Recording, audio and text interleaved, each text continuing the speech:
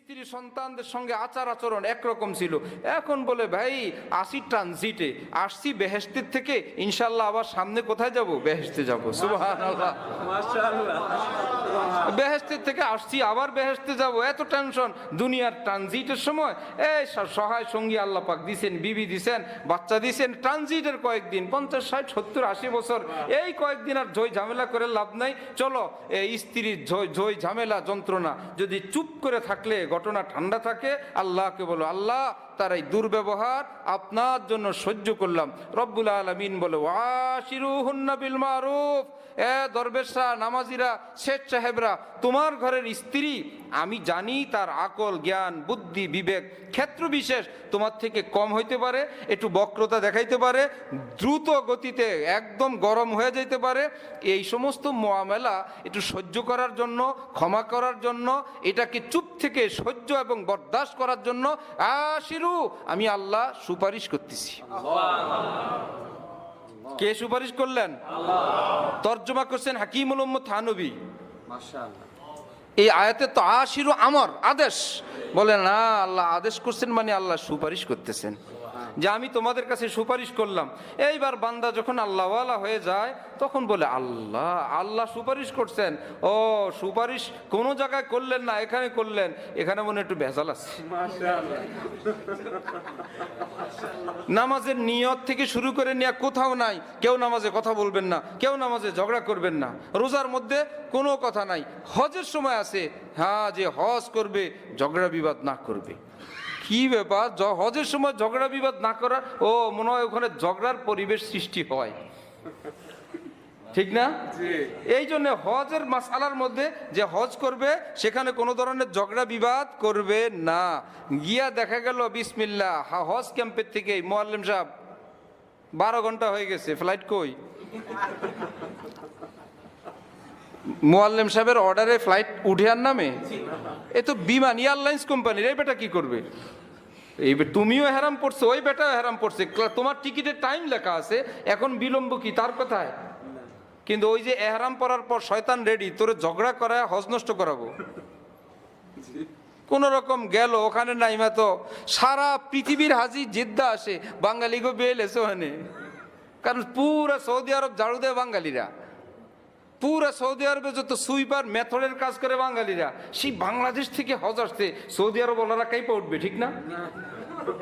হ্যাঁ, ঝাড়ুদার দেশ থেকে লোক আসছে, যেই গ্রামের সব কাজের বুয়া, ওই গ্রাম থেকে আপনার বাসায় আপনার এলাকার লোক আসছে, আপনারা কাইপা যাবেন? কাজের বুয়া গো এলাকার থেকে লোক আসছে। তো সৌদি আরব ওনারা তো দেখে আমাকে ঝাড়ুদার, আমাকে সুইপার গো দেশের থেকে হাজির আসছে, এরা যে আমগরে সম্মান করে, ইজ্জত করে, এই তো বেশি। এখন তারপরেও তারা সমান সম্মান দেয়। গাড়ি আসবে, যেভাবে গাড়ি ঠিক হয়েছে ঘুইরা সিরিয়াল দেয়া। মোয়াল্লিম সাহেব এই যে গাড়ি আসতেছে, 1 জন 2 জন টাকাটি সব খাইছেন, টাকা মারছেন। টাকা কই? 3 লাখ টাকা দিছি, গাড়ি লোন, এই যে গাড়ি লোন। গাড়ি কি ওই দিন ল যায়? আর পরিস্থিতি এমন, ক্ষুধা লাইগা যন্ত্রণায় গাড়ি সবাইটা আসে, আমাগোটা আসে না। মন চায় 2টা কিছু বলি, এমন না যে বেটার দোষ, পরিস্থিতিও এমন দাঁড়ায়। আমাদের গ্রুপে বেচারায় খাওয়া নিয়ে ঝামেলা, গাড়ি নিয়ে ঝামেলা।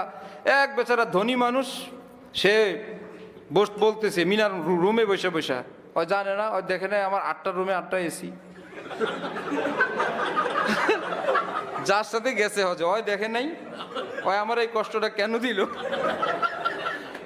মিনার ময়দানে এহরাম বসে বসে করতেছে, আর খানা কই এই মানে একটু ফ্রি স্টাইলের লোক, মজাও করে কথাও বলে। আমাদের ডালকানগর হজরত পাশে, আমি হইলাম মধ্যখানে। এরই নিয়ে বড় যন্ত্রণা, সবাই হাসে শেষ। বলে হজরতওয়ালা বললেন যে হাজি সাহেব খুব ভাব গম্ভীর্যের সাথে, ভাই একটু সহ্য করেন, হজে এরকম হয়। হুজুর বুঝি তো সব, এহরামের কাপড়টা উল্টায় পেটে তাপুর দিয়ে বলে, অরে তো বুঝাইতে পারি না।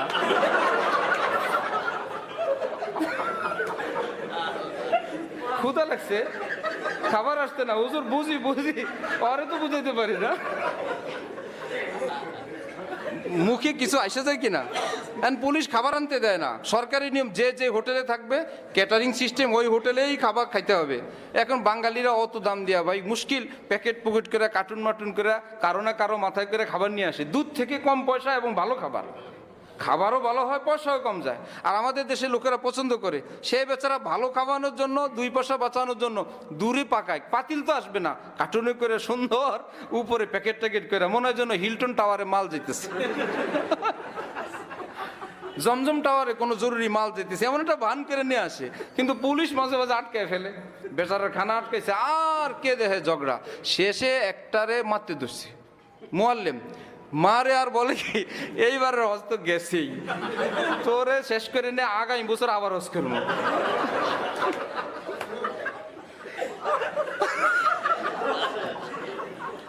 এইবারটা তো আগেই গেছে আমি জানি। তো বুঝে গেল হজের মধ্যে ঝগড়ার ঝামেলা আছে কিনা। এই জন্যই বলছে খবরদার ঝগড়া করা যাবে না, যেখানেই এরকম কিছু বলে এরকম পরিস্থিতি আছে, এই জন্য আল্লাহ আগেই কি করেন, সতর্ক করেন। কোথাও আল্লাহ সুপারিশ নাই, নামাজে নাই, রোজায় নাই, বোর ব্যাপারে আল্লাহ বলেন কি আশিরুহুন্না বিল মারুফ। একটু আমাদের শাইখুল হাদিস কুতুবউদ্দিন সাহেবের ভাষায় একটু সেরা বেরা লাগতে পারে, একটু উল্টা পাল্টা বলতে পারে, একটু কথার আগেই জবাব দিয়ে দিতে পারে, একটু না বুঝেই কিছু বলতে পারে, গোষ্ঠী তুলেও বলতে পারে, যখন দেখে এরে বললে হ্যাঁ গরম হয় না, এই জন্য এর মা বাপ সহ বলে, শেষে দেখে 14 গোষ্ঠী বলে কেমনি গরম বানানো যায়, হিট দেওয়া যায়, সেমনি বলে। আল্লাহ পাক ওয়াশিরুহুন্না বিল মারুফ, ওই পাগলি পাগলামি করে এ স্বামী সাহেব একটু চুপ করে থাকেন, আমি আল্লাহ সুপারিশ করতেছি। সুবহানাল্লাহ, মাশাআল্লাহ, মাশাআল্লাহ, মাশাআল্লাহ। এখন বেচারা এতদিন তো একটা বললে আরেকটা, এখন তো আল্লাহর মোহব্বতের পালায় পড়ছে, এখন বলে হো এই বেচারি একটু গোলমাল করতেছে, করুক, আল্লাহ তো আমাকে সইতে বলছেন। এক স্বামী আইসা কান্না, তার কি ব্যাপার, তার স্ত্রী তাকে প্রায় হাত তোলে, এরকম ঘটনা তো কম, স্ত্রী তাকে মারে। আমি শুনলাম বাচ্চা কাচ্চা হয় নাই, আমি সাথে সাথে ফয়সালা দিলাম, বাস আর দরকার নেই আগে বাড়ার, জলদি তালাক দেন। বলে আমার শ্বশুর শাশুড়ি আমাকে সাফ জানায় দিয়েছে, বাবা তুমি অনেক সহ্য করছো, আমরাও বুঝেছি, সে যত থামে না, ছেড়ে দাও। মেয়ের মা বাবা ছেলেকে বলতেছে ছেড়ে দিতে,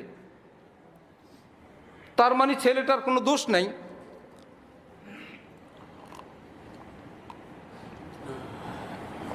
আল্লাহ আলহামদুলিল্লাহ। সেই লোক আমি যখন ছাড়ার কথা বললাম, সে উল্টা কান্না শুরু, হুজুর আল্লাহর বান্দি, কোথাও না কোথাও তো আবার পরে বিয়ে দিবে, তো পরে তো ওই স্বামীর এই কষ্টই দিবে, থাক আমি সহ্য করছি, আমিই করি।